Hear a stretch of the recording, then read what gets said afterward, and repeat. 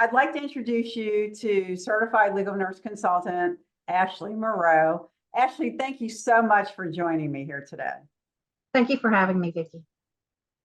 Okay, so I want to start with what motivated you to become a Certified Legal Nurse Consultant?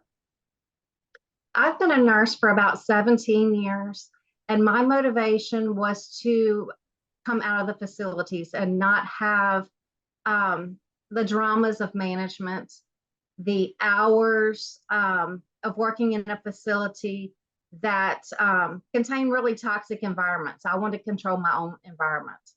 So Okay, that was my motivation to come out. So you were looking to just kind of create something different, maybe more on your terms, and create a career that you felt more satisfied with. Absolutely. Great. Very similar to many RNs who get into legal nurse consulting. So was it something that was easy for you to think about doing, or did you have some fears that you had to overcome? And if yes, how did you do that? There were a lot of fears. The unknown, if it would actually be successful, if I would have to return to a facility. I think everyone really goes through that panic stage. But if you really want it enough, you'll make the plans and make it happen. And that's what I did. I put a plan in place. I took the classes from you. I stayed at my job for another 18 months so I could save money. That was part of my plan. I wanted to save enough money so that when I did quit, I had time to put my CLNC plans in place, start my business, and start earning money from that business rather than, big money from the old job. Okay, so you're saying a couple of things. First, I think what I heard you say is, yeah, you were afraid, but you just started putting this plan into action. And, I always say that the best way to overcome fear is just to get yourself in motion, right? Do something. So that's such a great way to kind of overcome fears, because as you're saying, we all have fears. Everybody does. It's a normal human emotion. And in fact, sometimes that's not a negative thing to have to be afraid, because it really pushes you to pursue that business in the right way and in a thoughtful way, right? Because essentially, as you said, one of your fears was you didn't want to have to go back to the hospital. And so that made you really think thoughtfully about, how am I going to pursue this business? Now, you said that you did eventually quit your day job, and are you working now full time? Yes, I have been since that time. I haven't been in a facility as an employee since 2021. Okay, so what kind of cases do you handle? I've tried to only advertise for nursing homes. I will take other cases, but I will subcontract them. That is not my area of expertise as far as hospital or maritime or anything like that. My expertise, is in nursing homes. So I will take those cases. I will advertise for those cases. And if the attorney that I already have has a different type of case, or one calls me, I will find a subcontract, and they're still my client. Are you subcontracting with other CLNC consultants? I am. Great, fantastic. And, again, for those listening, in the CLNC certification program, one of the things that we do address is how to get involved in those cases that are outside of your specialty, and how to subcontract with other certified legal nurse consultants. So how did you get that first client? Actually, my first client found me on the registry. I didn't even realize that my name was on there already, and he found me and called me just out of the blue.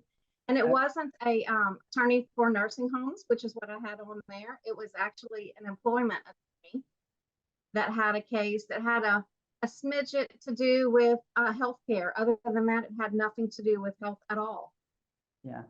And it's so important. Again, kind of what you're saying is such an important lesson for all beginners.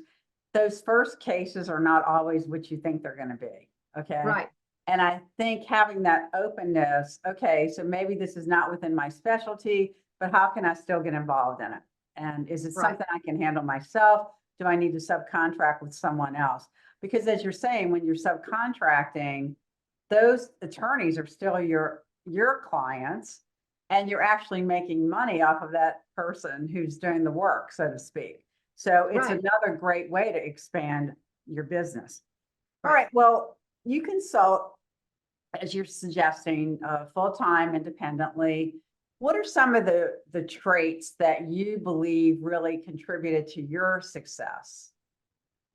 Really, having an open mind, being the yes man to the attorney. If that's not your type of case, I can find somebody that will work that case.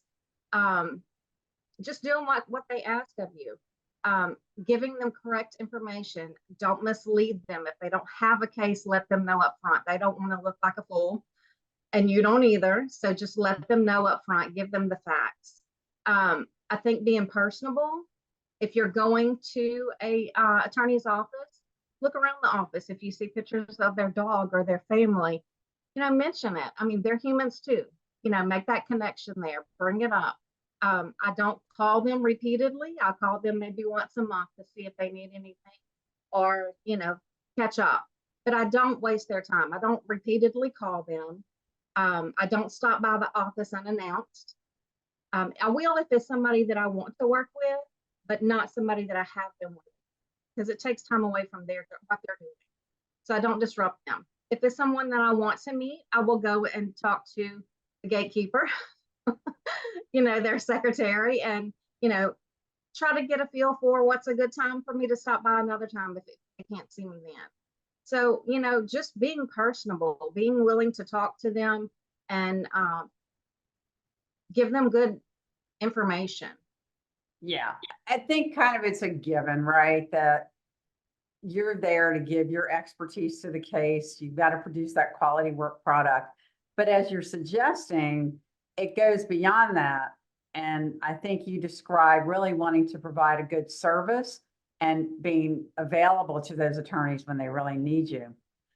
Okay, so Absolutely. what do you love about your business? Flexibility. I'm I with you love on that that I one. can, yeah. When I had my other job and I was working in facilities, I didn't get to stay home with the kids when they were sick. I didn't get to go on vacation when I wanted to go. It had to be approved. So I like the flexibility of my kids don't go to daycare anymore. My kids have their mom when they're sick. I can go on vacation when I want to. And I don't have management dictating ethics to me. I have my own ethics, my own morals, and I can be guided by that rather than management. Okay, and so in a way, you've kind of already mentioned some ways it's changed your life with flexibility and being able to, again, do some things more on your terms. For example, I kind of take for granted not having to ask someone to take a vacation. And I have to Right, remind myself that nurses typically have to get approval. You might not right. get the dates you want, right? But what other ways has owning your own business changed your life? I feel that I am more successful on these terms, be having my own business. I like the idea, and I know all nurses care. Well, majority care. That's why they got into that field. But when you're working in a facility, unless you are in high management, you don't really have the opportunity to change anything. Right. You can't make things better. You can't change policy. And with the jobs that I'm doing right now, with the positions that I'm working in facilities, I can guide those policies. I can make things better for the geriatric population. Mhm. Whereas in the facility, I never was able to do that. It's fascinating to me that you mentioned this because I've always shared with the students and the classes that I've taught that I felt like I had more impact on healthcare outside of healthcare facilities than inside the healthcare facilities. And in a way, that's exactly what you're describing. All Right. right, so Ashley, what is your definition of success? Success to me is a combination of taking care of what I think is important, which is my family, financially being able to take care of them as well as physically, and the idea of me still being in my career path and making a difference. That's such a great definition. Thank you so much, Ashley, and more success to you. Thank you so much.